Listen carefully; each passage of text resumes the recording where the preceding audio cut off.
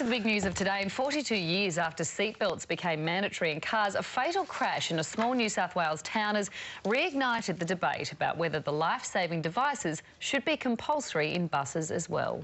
A 9-year-old boy is dead after being thrown from his school bus as it collided with a prime mover.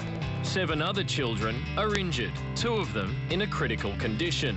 Now, as crash investigators work to find answers for the small New South Wales community of Singleton, questions are being asked about whether this fatal crash could have ended differently if there were seatbelts on the school bus. We have kids that are on buses who are like 5 and 6 years old, standing, going along roads more than 80 kilometres per hour. Right now, most states have made moves towards mandatory seatbelts in school buses. New South Wales and Victoria, the 2 states with the highest annual road tolls, are the exceptions. I can imagine there are many parents across New South Wales today who are worried about their kid jumping onto a school bus once more without seatbelts. As you can see from this crash test footage, when buses do crash, it can be catastrophic. In spite of this, buses are 7 times safer than the family car, 31 times safer than walking, and 228 times safer than cycling, making them statistically the safest form of transport on our roads.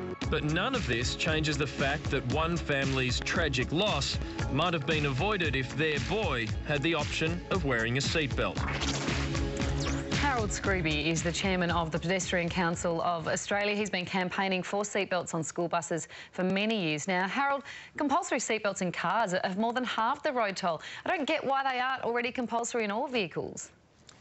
Well, probably because of cost, and there are some difficulties. But every person today, from childbirth on, is required to be restrained in every vehicle, even semi-trailers, but not buses. And I think it's a horrible tragedy like this that will make us focus and rethink this issue. Harold, why are New South Wales and Victoria the only states that haven't done anything about this issue? Well, that's a very good question, and I don't have the answer, but I hope out of this tragedy we can get these 2 jurisdictions to catch up with all the other jurisdictions. Now, we just heard that buses are actually the safest form of transport on the road. Do we perhaps get deluded by that statistic and forget what happens when a bus is in a crash like it was yesterday?